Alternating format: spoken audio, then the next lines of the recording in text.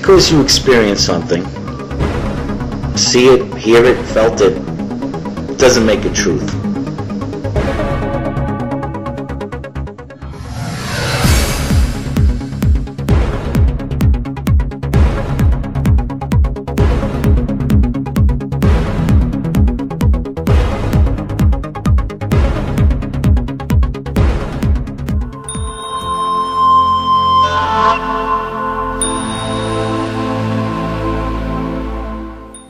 I don't think JezuzFreek777 would ever think about harming his daughter. Yeah, I don't know what goes behind closed doors, and nobody knows. Everybody has skeletons in their closets. But from what I do know of Anthony here, my first inclination is that he would not harm his daughter. What we do have here is a confusion of what he believes.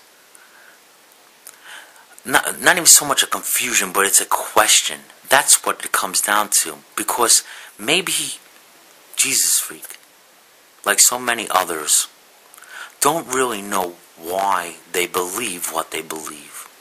Oh, they have the generalities, they have the pat answers that most of us, me, like an ex-Christian, had these answers that you hear over and over and over again. You know, the same pat answers. But the tougher questions are coming, and now it's time to dig deeper. I think Anthony's having a tough time with why he believes certain things.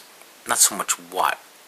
I think Anthony, JezuzFreek, if you're listening, you're to the core, you're a good man, trying to do the best you can. But I think maybe we have to stop making excuses and be a little bit more honest. Okay, you might have answered that question with, about Abraham and Isaac, and you're saying it was in the context of those times. But you should have answered in the context of what you believe now, being under this new covenant of Christ that you say. But now we need to look at the whole picture. If you're going to be a literalist, a fundamentalist, and that's what's being challenged here, is your fundamental literalist belief. It kind of put you in a corner because you didn't answer the question in the whole context, which atheists and myself would still disagree. And I'm pretty sure they know the whole concept of this new covenant under Christ and everything. And I know they're trying to get your ahas, and I try to get that. I just hopefully try to give an answer to people to make them think. Okay?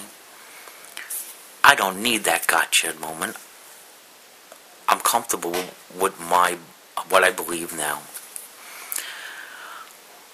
But did the Abraham-Isaac story actually happen? Or is it just that, a story, a metaphor, to prove some kind of other point? Like you would read a story to a child, and the story itself is not true. It didn't actually happen. There could be fantasy in there and everything, but there is a moral behind the story. A lot of Disney stories say like that. There's a moral, and maybe that's all this was, to encourage a community, or whatever in the context of what was going on that time. But we still don't even know. We don't know if that actually happened. It was only Abraham and Isaac on that mountain. Who was there to witness the dialogue between him and God? Or the only common sense, reasonable conclusion is that we have to only rely on Abraham's word, who he told. He told the story of what happened up there.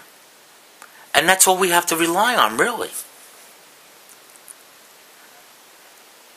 And we know Moses wrote the first 5 books of Genesis. That's what most believe. We have proof that there could be 4 or 5 different authors for the first 5 books of Genesis. So Moses, if he wrote it, or some other author, is writing the story of what happened there. But it's all word of mouth.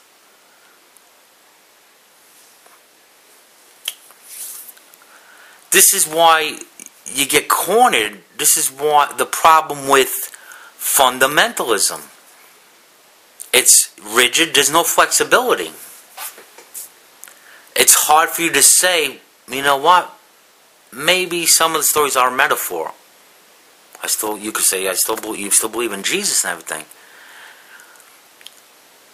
But you'll find, if you dare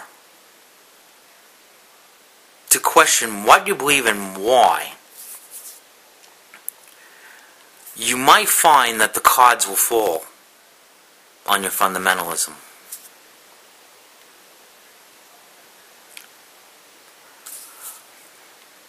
Because the question I'm bringing up with Abraham and Isaac here, if you're honest, that we don't know if that really happened. Really, come on. It comes down to faith. And that's what you will say. It comes down, I'm believing by faith. But there needs to be, any amount of faith in anything needs to be you have to have a certain level of reason.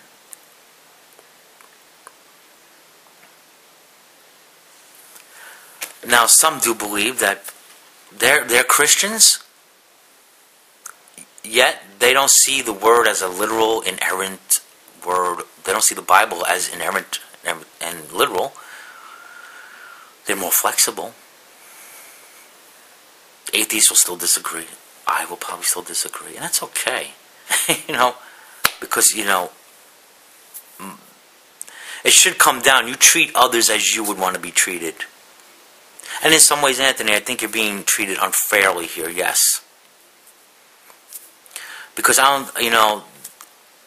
don't think anybody would want that much, as much as they're putting into trying to attack you and everything, I don't think they would want that upon themselves, that much scrutiny.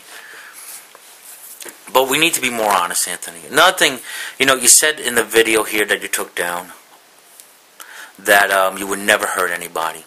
You're not out to hurt anybody. That's not even totally true, Anthony. And I'm going to go by the assumption, all right, that you're saying, oh, everybody should just know that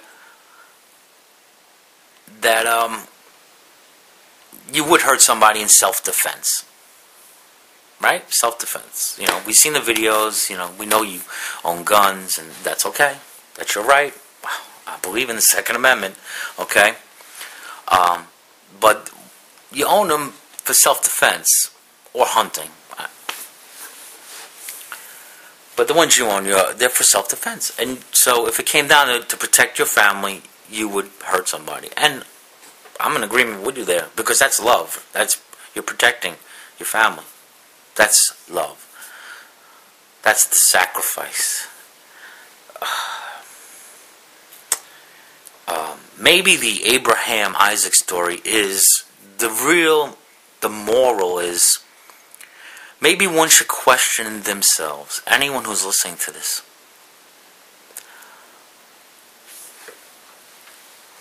And the question is probably, how much would you sacrifice for the ones you love? How much would you sacrifice for the greater good, the community, right? It's about unconditional love, and that's the moral of the story.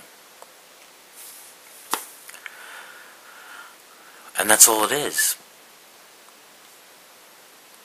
And literalists, fundamentalists, you're going to come into these problems over and over again if you're going to profess. That's what is being debated here. That's what's being challenged here, Anthony, and to fundamentalists, is the literalist.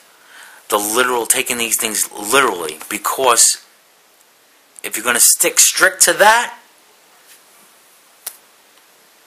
these questions, challenging questions, a lot of them about in the Bible are going to always come up. So,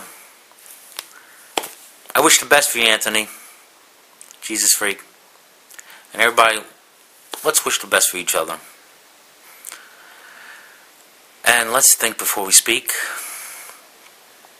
And that's it, man. Peace.